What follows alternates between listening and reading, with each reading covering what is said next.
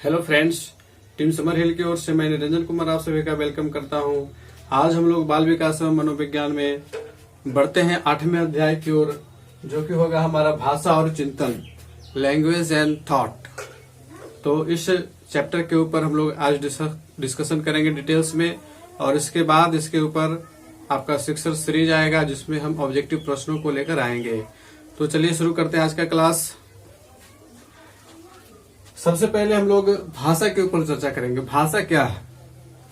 भाषा से आप क्या समझते हो? लैंग्वेज क्या है? तो भाषा का अर्थ इस प्रकार से हम लोग कह सकते हैं कि भाषा अभिव्यक्ति का माध्यम है। भाषा वह है जो हमें हमारी सोच को अभिव्यक्त करने का माध्यम बनती है। और भाषा में हम लोग ध्वनि, शब्द, वर्ण, व्याकरण, वाक्य विन्यास इत्यादि को शामिल करके उसका एक मानकीकरण कर देते हैं। तो हम लोग कह सकते हैं कि भाषा क्या है? तो भाषा अभिव्यक्ति का माध्यम है, और भाषा का प्रयोग केवल मानव ही करते हैं। भाषा अभिव्यक्ति का माध्यम है। एक संक्षेप में हम लोग इसको कह सकते हैं कि भाषा अभिव्यक्ति का माध्यम है। और व्यापक क्षेत्र में भी हम इसका विस्तार रूप से हम लोग यह कह सकते हैं कि भाषा प्रत्येक मानव के अंदर वह क्षमता है जो उसे उसकी सोच को अभिव्यक्त करने का माध्यम देती, साधन देती है।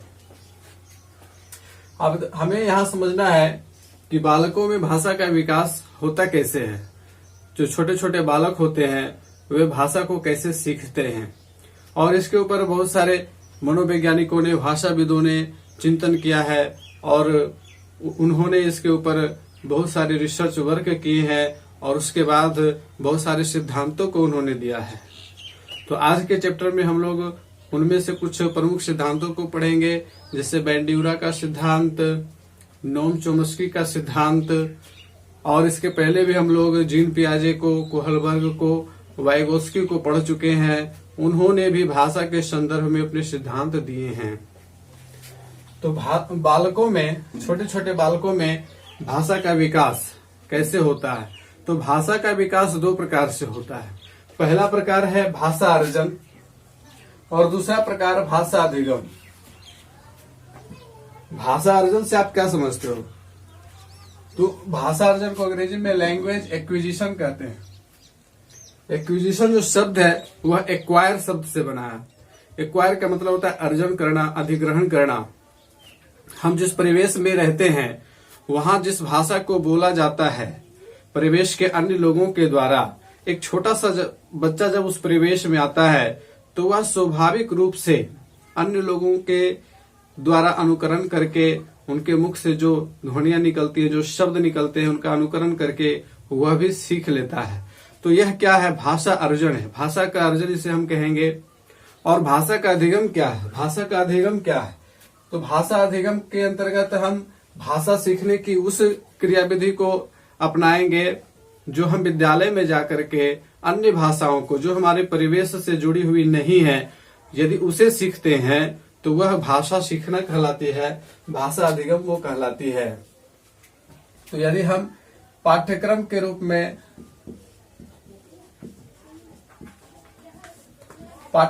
रूप में यदि हम किसी भाषा को सीखते हैं तो वह भाषा अधिगम के अंतर्गत आएगा। और स्वाभाविक परिवेश में, परिवेश के द्वारा स्वाभाविक रूप से, परिवेश के द्वारा स्वाभाविक रूप से भाषा सीखना वो भाषा अर्जन कहलाता है। तो जो छोटे छोटे बच्चे होते हैं, जब उनका जिस परिवार में जन्म होता है, जिस समाज के अंतर्गत उनका परिवार रहता है, जो भाषा वहां बोली जाती है, तो उस भाषा को वे स्वतः सीख जाते हैं। उन्हें उस भाषा को सीखने के लिए विद्यालय जाने की जरूरत नहीं होती है। और हम लोग देखते हैं कि अपने बिहार की बात करें तो बिहार में बहुत सारी क्षेत्रीय भाषाएं बोली जाती, जैसे बोलियां भी कहते हैं, और हिंदी यहाँ की प्रमुख भाषा है। तो इन भाषाओं को, क्षेत्रीय भाषा के साथ साथ हिंदी को बच्चे स्वाभाविक रूप से सीख लेते हैं। वहीं अगर भाषा अर्जन की बात करें तो भाषा अधिगम की बात करें तो जब विद्यालय जाकर के वे अंग्रेजी सीखना प्रारंभ करते हैं, चूंकि अंग्रेजी हमारी परिवेश की भाषा नहीं है, लेकिन उसे विद्यालय के परिवेश में सिखाया जाता है बच्चों को, तो वह जो है क्या कहलाएगा, वह लैंग्वेज लर्निंग कहलाएगा, वो भाषा का अधिगम होगा वहां पे। तो उम्मीद है कि आप लोगों को भाषा अर्जन और भाषा अधिगम में फर्क समझ में आ गया होगा।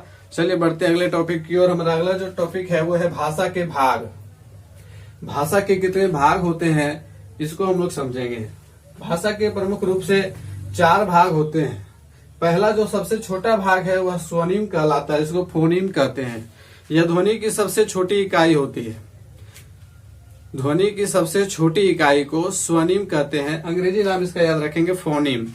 जो हम उच्चारण करते हैं, उच्चारण के दौरान सबसे छोटी इकाई जैसे कि अ, आ, क, ख, ग, ए, बी, सी इत्यादि।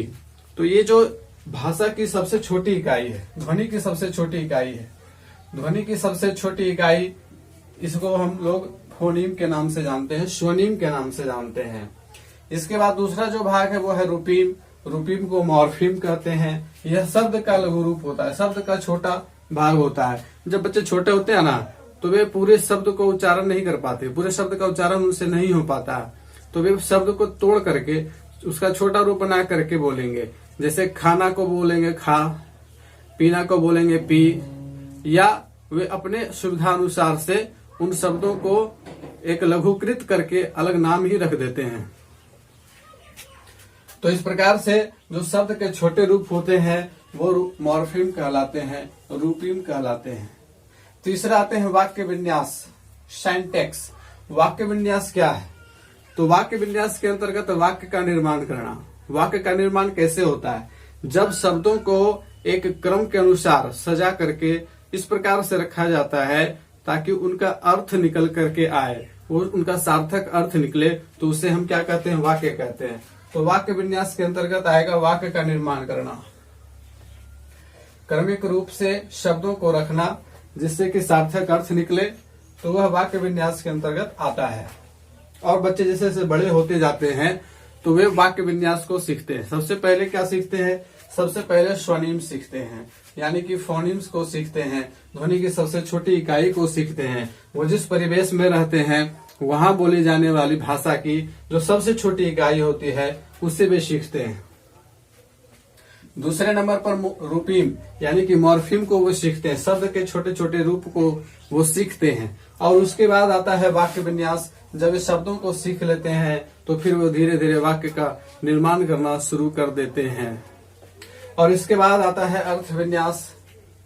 बच्चे जब और बड़े हो जाते हैं तो अर्थपूर्ण वाक्य बनाने लगते हैं और वाक्यों में जो अर्थ छुपे होते हैं उसे भी वे समझने लगते हैं, तो इसको अर्थ विन्यास कहते हैं। अंग्रेजी में इसका नाम सीमेटिक है। तो इस प्रकार से भाषा के ये 4 भाग हैं। और अब इसके बाद है भाषा सीखने के विभिन्न साधन। भाषा को किस प्रकार से सीखा जा सकता है, बच्चों में भाषा सीखने की गति को हम कैसे बढ़ा सकते हैं, वे कौन कौन से साधन हैं जो बच्चों को भाषा सीखने की ओर प्रेरित करते हैं, तो इसके ऊपर हम लोग अब चर्चा करते हैं। तो इसमें सबसे पहला है कहानी सुनना। कहानी सुनना, कहानी को सुनकर के बच्चे बहुत कुछ सीखते हैं। और भाषा का मुख्य रूप से उनमें जो संप्रेषण होता है वो कहानी के माध्यम से ही होता है। पहले के समय में घर के जो बड़े बुजुर्ग होते थे, दादा दादी या नाना नानी, तो वे अपने छोटे छोटे बच्चों को कहानियां सुनाया करते थे। तो इससे क्या होता था कि उनमें भाषा का एक संप्रेषण होता था और वे विभिन्न शब्दों को सीखते थे, विभिन्न वाक्य विन्यास को सीखते थे, विभिन्न प्रकार के अर्थ विन्यास को वो सीखते थे। दूसरा जो है वह प्रश्नोत्तर। प्रश्नोत्तर के द्वारा जब हम अपने वर्ग में जाते हैं तो बच्चों से प्रश्न पूछते हैं और बच्चे प्रश्न का उत्तर देते हैं, तो इससे भी भाषा का क्या हो रहा है? संप्रेषण हो रहा है, आदान प्रदान हो रहा है, वहां भी बच्चों में भाषा का विकास हो रहा है। तीसरा है अनुकरण। अनुकरण के द्वारा भी बच्चे भाषा सीखते हैं। जब वे किसी बड़ों को बड़े को बोलते हुए सुनते हैं या फिर रेडियो, टेलीविजन या किसी स्मार्टफोन के ऊपर कुछ वो सुनते हैं, तो वो उसको अपने अनुसार से बोलना सीखते हैं और वे उसका अनुकरण करते हैं। तो इसको कहते हैं अनुकरण के द्वारा सीखना।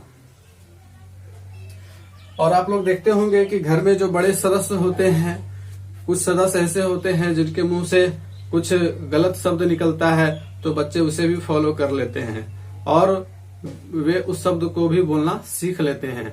तो इस प्रकार से हमें यह सावधानी रखनी चाहिए कि जब हम छोटे बच्चों के सामने बोलें तो हमारे मुंह से अपशब्द ना निकले, क्योंकि बच्चे बहुत कैची होते हैं और वो उस समय की जो अवस्था होती है उनकी, वो भाषा सीखने की सबसे तीव्र अवस्था होती है, जिसको हम लोगों ने पढ़ा था कि जो पूर्व बाल्यकाल की अवस्था होती है, उस अवस्था में भाषा सीखने की गति सर्वाधिक होती है।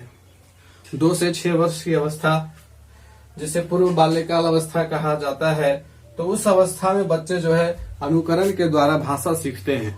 तो बच्चे अपने घर के जो बड़े सदस्य होते हैं, घर के जो बड़े सदस्य जिस प्रकार की बोलियां बोलते हैं, जिस प्रकार के शब्दों का उच्चारण करते हैं, तो बच्चे क्या होता है कि उसका अनुकरण करके सीख लेते हैं। तो इस प्रकार से हम देखते हैं कि अनुकरण के द्वारा भाषा का विकास होता है। चौथा है बातचीत। बातचीत के द्वारा भी बच्चे भाषा को सीखते हैं। बातचीत को विद्यालय में, विद्यालय से बाहर परिवेश में, आस पड़ोस में, अपने मित्रों के साथ, घर के परिवार के अन्य सदस्यों के साथ बातचीत करने के क्रम में बच्चे भाषा को सीख लेते हैं। तो इस प्रकार से भाषा सीखने के 4 प्रमुख साधन हैं: कहानी सुनना, प्रश्नोत्तर के द्वारा अनुकरण और बातचीत। अब कहानी सुनना के अंतर्गत इससे एक प्रश्न आ जाता है परीक्षा में कि बच्चों के भाषा विकास में निम्न में से कौन सा साधन उपयुक्त होगा। तो उसमें बाल साहित्य आता है। बाल साहित्य यानी कि बच्चों के लिए जो साहित्य, पत्र पत्रिकाएं आदि होती हैं, जिनमें कहानियां होती हैं, जिन्हें बच्चे मनोरंजक ढंग से पढ़ते हैं, जैसे नंदन, नन्हे सम्राट, चंपक, बालहंस, कॉमिक्स वगैरह। तो ये सब बाल साहित्य के अंग हैं और ये बच्चों में क्या है, भाषा विकास को प्रेरित करने के एक प्रमुख साधन के तौर पर काम करते हैं। अब है भाषा कौशल, लैंग्वेज स्किल्स। तो भाषा कौशल को हम लोग 4 रूपों में जानते हैं। इसको शॉर्ट में LSRW कहते हैं। L से लिसनिंग,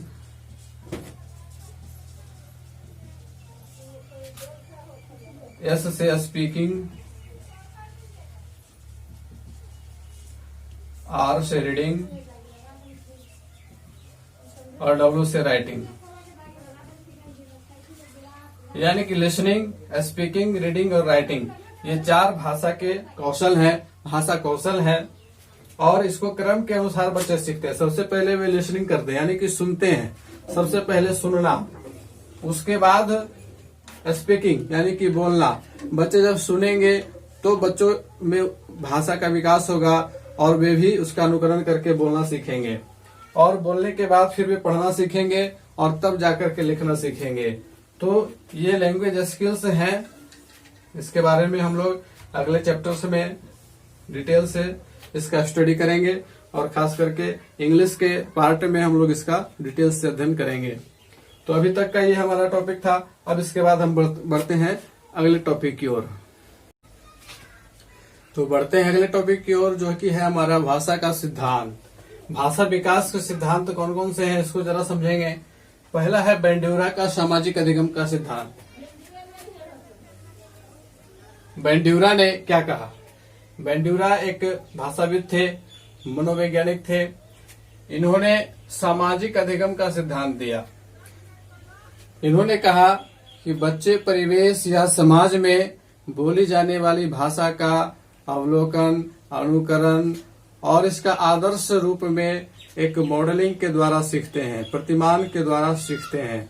बच्चे क्या होते हैं ना कि जो परिवेश में भाषा बोली जाती है उस भाषा को वे गौर से पहले सुनते हैं, उसका अवलोकन करते हैं कि कौन से लोग किस प्रकार की भाषा को बोलते हैं, और फिर उसके अनुसार वे उसी प्रकार से बोलना प्रारंभ करते हैं। तो बेंडूरा ने कहा कि परिवेश में जो भाषा बोली जाती है तो बच्चे उसका अवलोकन करते हैं, उसका अनुकरण करते हैं और उसी के अनुसार से अपनी भाषा का भी विकास कर लेते हैं। तो इस प्रकार से बेंडूरा के भाषा अधिगम के सिद्धांत को सामाजिक अधिगम का सिद्धांत भी कहा जाता है, क्योंकि इनका कहना था कि बच्चे समाज से ही भाषा को सीखते हैं। उसके समाज में जिस प्रकार की भाषा बोली जाती है वही भाषा बच्चे भी सीख लेते हैं, और यह बहुत हद तक सही है। अगले सिद्धांत की ओर बढ़ते हैं। यह है परिपक्वता का सिद्धांत। परिपक्वता का मतलब क्या होता है? मैच्योरिटी। और परिपक्वता किन चीजों की? परिपक्वता उन अंगों की जिसके द्वारा हम भाषा को बोलते हैं, यानी कि भाषा के उच्चारण में जो अंग प्रयुक्त होते हैं उन अंगों की परिपक्वता का इससे तात्पर्य है।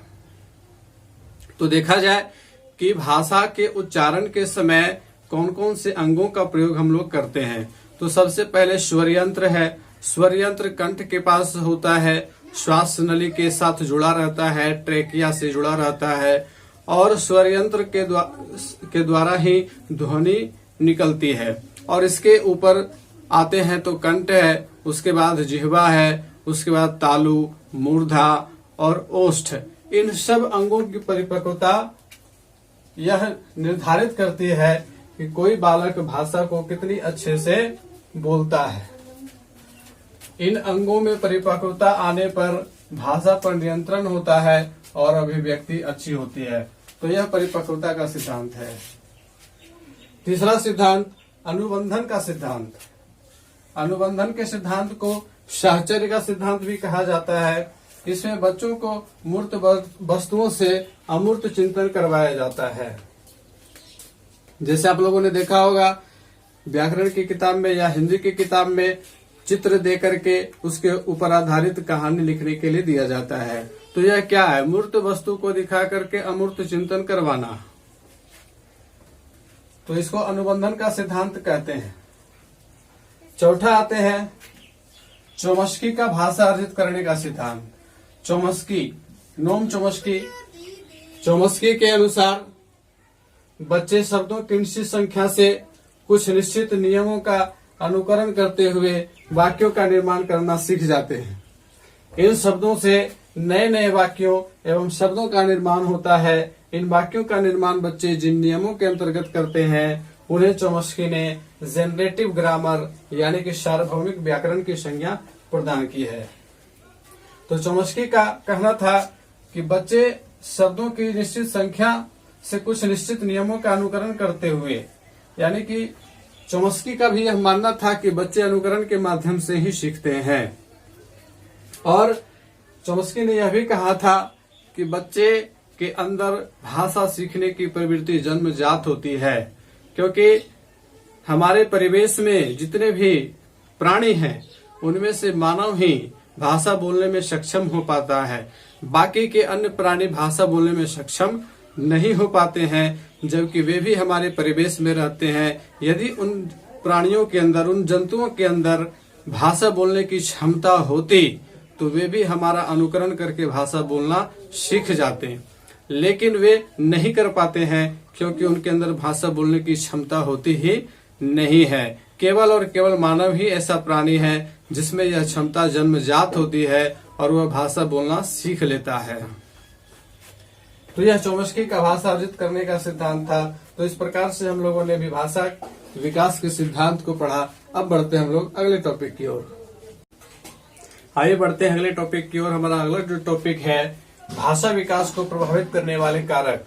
तो भाषा विकास को प्रभावित करने वाले कारक कौन कौन से हैं, इसके बारे में हम लोग डिटेल से जान लेते हैं। तो सबसे पहली जो बात है वह है स्वास्थ्य। सबसे पहला कारक स्वास्थ्य। मनुष्य का स्वास्थ्य उसके भाषा विकास को प्रभावित करता है, क्योंकि स्वास्थ्य अर्थात स्वस्थ शरीर जब होगा तभी स्वस्थ मस्तिष्क होगा, और जब मस्तिष्क स्वस्थ रहेगा तभी वह नई नई चीजों को सीख पाएगा। तो यदि बच्चे का स्वास्थ्य बचपन से अच्छा है तो वह बेहतर भाषा सीखेगा, और यदि बच्चे का स्वास्थ्य बचपन से अच्छा नहीं है तो वह भाषा विकास में पिछड़ जाएगा। अगला जो है बुद्धि। बुद्धि के ऊपर भी प्रभाव पड़ता है कि तीक्ष्ण बुद्धि वाले बच्चे ज्यादा तेजी से भाषा को सीखते हैं और वो एक से अधिक भाषा सीखने में ज्यादा सक्षम होते हैं, और जो कम बुद्धि वाले बालक होते हैं वे अपेक्षाकृत भाषा को कम सीख पाते हैं। तीसरा है सामाजिक आर्थिक स्थिति। सामाजिक आर्थिक स्थिति यानी कि परिवार की जो सामाजिक आर्थिक स्थिति होती है उसका भी प्रभाव बच्चों के भाषा विकास के ऊपर पड़ता है। जिस प्रकार के समाज में बच्चा रहता है वहाँ के सामाजिक भाषाई स्तर का प्रभाव बच्चों के ऊपर पड़ता है, और गार्जियन की आर्थिक स्थिति का भी प्रभाव बच्चों के ऊपर पड़ता है, क्योंकि आर्थिक कंडीशन अच्छे रहने पर बच्चों को उत्तम आहार मिलता है, उत्तम पोषण मिलता है, जिससे उसका शरीर स्वस्थ रहता है, मस्तिष्क स्वस्थ रहता है और वो अच्छी तरह से भाषा को सीख पाता है। चौथा है परिवार का आकार। परिवार का आकार भी भाषा के विकास को प्रभावित करता है। यदि परिवार का आकार छोटा है तो कम शब्दों को बोला जाएगा उस परिवार में, और बच्चे का भाषा का विकास जो होगा वह अपेक्षाकृत कम होगा। लेकिन यदि परिवार का आकार बड़ा है तो बच्चों में भाषा का भी विकास उतना ही ज्यादा होता है। बहुजन। बहुजन का मतलब होता है कि एक परिवार में एक माता पिता के संतान जल्दी जल्दी उत्पन्न होना, और यदि ऐसा होता है कि 3-4 लगातार बच्चे हो जाते हैं तो उनमें भाषा का विकास अपेक्षाकृत कम देखा जाता है, क्योंकि छोटे छोटे बच्चे एक दूसरे का अनुकरण करते हैं, और छोटे छोटे बच्चे अभी खुद अच्छे से भाषा को बोलना नहीं जानते, उच्चारण उनका गलत होता है, तो उनसे जो छोटे होते हैं वह भी त्रुटिपूर्ण भाषा को सीख लेते हैं। इसके बाद है द्विभाषावाद। द्विभाषावाद का मतलब बाइलिंगुअलिज्म। मान लिया जाए कि किसी परिवार में जो माता पिता हैं वो दो अलग अलग परिवार से, अलग अलग समाज से आते हैं और वे दोनों अलग अलग भाषा का प्रयोग करते हैं, तो इससे बच्चे जो होंगे उनके अंदर जो है वो बड़ा कंफ्यूजन हो जाएगा, और वे भाषा का विकास उनका अवरुद्ध होगा, और उनमें जो भाषा की विकास की दर होगी वह अपेक्षाकृत कम होगी। संवेगात्मक तनाव, इमोशनल टेंशन, जो हमारे अंदर संवेग उत्पन्न होते हैं और वो अगर मस्तिष्क को तनावग्रस्त कर देते हैं तो उस स्थिति में बच्चे का भाषा का विकास अवरुद्ध होता है। इसके बाद है व्यक्तित्व। व्यक्तित्व भी भाषा के विकास के ऊपर प्रभाव डालता है। जिन लोगों का व्यक्तित्व अच्छा होता है उनकी भाषा के ऊपर उतनी अच्छी पकड़ होती है। इसके बजाय देखा जाए कि जिन लोगों का व्यक्तित्व जो है वो अपेक्षाकृत कमजोर होता है तो उनकी भाषा पर पकड़ भी उतनी अच्छी नहीं होती है। और 9वां है प्रशिक्षण। प्रशिक्षण जिस प्रकार का मिलेगा उस प्रकार से ही उनके भाषा का ग्रोथ डेवलप करेगा। जैसे यदि किसी बच्चे को एक अंग्रेजी मीडियम स्कूल में डाल दिया जाता है और उस विद्यालय का पूरा परिवेश अंग्रेजी के अनुरूप ही है, तो बच्चे का विकास वहाँ क्या होगा कि बच्चे वहाँ एक अलग इन्वायरमेंट पाएंगे, और उनका इन्वायरमेंट इस प्रकार का होगा कि वे अंग्रेजी को एक परिवेश की भांति, जैसे एक्विजिशन होता है यानी कि भाषा का अर्जन होता है, तो उस माध्यम के द्वारा वे भाषा को सीखेंगे। तो जिस प्रकार का प्रशिक्षण दिया जाएगा तो उनमें भाषा का विकास भी वैसा ही होगा। तो ये 9 प्रमुख कारक है जो भाषा के विकास को प्रभावित करते हैं। इसके बाद आते हैं भाषा विकास को समृद्ध बनाने के साधन, यानी कि भाषा विकास को इनरिचमेंट करने के साधन कौन कौन से हैं। तो सबसे पहला है चिंतन। चिंतन का तात्पर्य क्या हुआ? थॉट, यानी कि हमारे मन में जो विचार आते हैं, जो विचार उत्पन्न होते हैं, हम जो सोचते हैं, वो हमारे भाषा विकास को कहीं ना कहीं प्रभावित करता है, कहीं ना कहीं समृद्ध करता है। जिस प्रकार का हमारा चिंतन होता है, जितना ज्यादा हम चिंतन करेंगे हमारे अंदर भाषा का विकास उतना ही अधिक होगा। दूसरा है संकल्पना। संकल्पना यानी कि कॉन्सेप्ट। हमारा कॉन्सेप्ट जब क्लियर हो जाता है तो हमारे अंदर का जो ग्रोथ है, डेवलपमेंट है, वो ज्यादा अच्छा होता है, और यह भाषा के संदर्भ में भी उतना ही सही है। तीसरा है तर्क यानी कि आर्गुमेंट। जब बच्चे तर्क करते हैं तो उनके अंदर भाषा का विकास होता है, नए नए शब्दों को सीखते हैं, नए नए वाक्य विन्यास सीखते हैं, वाक्यों से अर्थ ग्रहण करने की क्षमता का विकास उनमें होता है। तो तर्क करने के द्वारा भाषा के विकास में सहायता मिलती है। चौथा है सृजनात्मक चिंतन। सृजनात्मक चिंतन का मतलब क्रिएटिव थॉट से है, जिसमें वैसा चिंतन जो एक नया सृजन लेकर के आए, जो एक नया सृजन लेकर के आए। जैसे इसमें कह सकते हैं कि यदि कोई व्यक्ति सोच करके कुछ लिखता है, एक नया चीज लिखता है, कोई नया लेख लिख देता है, कोई कहानी लिख देता है, कोई कविता लिख देता है, तो यह सब क्या है? सृजनात्मक चिंतन है। कोई संगीत लिखता है और उसके ऊपर गायन करता है, तो यह भी सृजनात्मक चिंतन का ही परिणाम होता है। तो ये सारे भाषा विकास को समृद्ध बनाने के साधन है। अब आते हैं बालकों में भाषा का विकास किस आयु अवस्था तक, कितने भाषा का विकास उनमें हो जाता है। तो यहाँ देखा जाए कि जन्म से 8 माह तक उनमें कोई भाषा का विकास नहीं होता है, शब्द भंडार उनका शून्य रहता है। 9 माह से उनके अंदर शब्दों का विकास शुरू होता है। 9 से 12 माह में 3 से 4 शब्द वे सीख लेते हैं। 1.5 वर्ष तक 10 से 12 शब्द सीख लेते हैं। 2 वर्ष तक 272 शब्द सीखते हैं। 2.5 वर्ष तक 450 शब्द सीख लेते हैं। 3 वर्ष तक 1000 शब्द सीख लेते हैं। 3.5 वर्ष तक 1250 शब्द सीख लेते हैं। 4 वर्ष तक 1600 शब्दों तक सीख लेते हैं। वहीं 5 वर्ष तक पहुंचते पहुंचते 2100 शब्द सीख लेते हैं और 11 वर्ष तक वे 50,000 शब्द सीख लेते हैं। तो ये आपको याद होगा कि 11 वर्ष तक की अवस्था जो है, 12 वर्ष तक की अवस्था बाल्यावस्था। तो बाल्यावस्था के दौरान भाषा का विकास बहुत ज्यादा होता है और इस अवस्था तक वे 50,000 शब्दों तक पहुंच जाते हैं।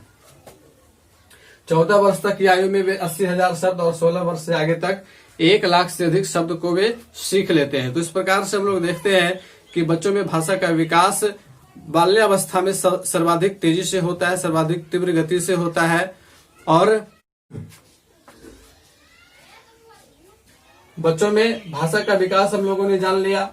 तो इस प्रकार से आज का यह क्लास यहीं पे समाप्त होता है और अब हम लोग इस अध्याय का सीटेड शिक्षक सीरीज में इसके ऑब्जेक्टिव प्रश्नों का अध्ययन करेंगे। तो तब तक हमारे साथ बने रहिए और साथ ही साथ इसके आगे का अध्याय भी आता रहेगा। तो उम्मीद है कि आप लोग इसका नोट्स बनाएंगे और इसका अध्ययन करेंगे और इसके सीटेड शिक्षक सीरीज के लिए आप लोग बिल्कुल तैयार होकर के रहेंगे। तो आज के लिए धन्यवाद। हंसते रहिए, मुस्कुराते रहिए और डीपली अध्ययन करते रहिए।